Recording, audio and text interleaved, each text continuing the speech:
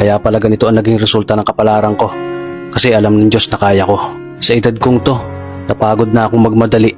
Kaya lahat ng ginagawa ko ngayon, ini-enjoy ko na lang.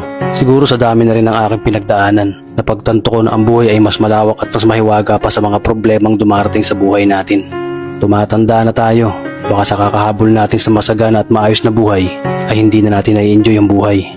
Baka nabubuhay na lang tayo dahil nape-pressure tayo sa sasabihin ng ibang tao. Marami na rin akong mga naging maling desisyon sa buhay, pero lahat yun nagsilbing aral sa akin at natuto ako sa mga pagkakamali ko. May mga taong sobra nating mamahalin at bibigyan ng halaga, pero ibabalik lang sa atin ay kabiguan at matinding trauma. Kaya wag nating lilingunin ng mga taong tulad nila dahil mas payapa kapag hindi ka na interesadong malaman pa kung ano pang balita sa kanila. At wag mong idepende ang sarili mo sa kahit kanino. Tandaan mo, kahit sarili mong anino, iiwan ka din nito kapag madilim na ang paligid mo. Kailangan natin matutunan na huwag ikumpara ang sarili natin sa iba dahil hindi natin laban ang laban nila. Karera mo to, di nila karera. Dahil ang buhay ay hindi naman nasusukat sa kung sino ang mayaman, kundi kung sino ang payapa. Kaya galingan mo lang palagi tol dahil napakaraming tao mapanghusga, hihilahin ka pababa at lagi mo tong tatandaan.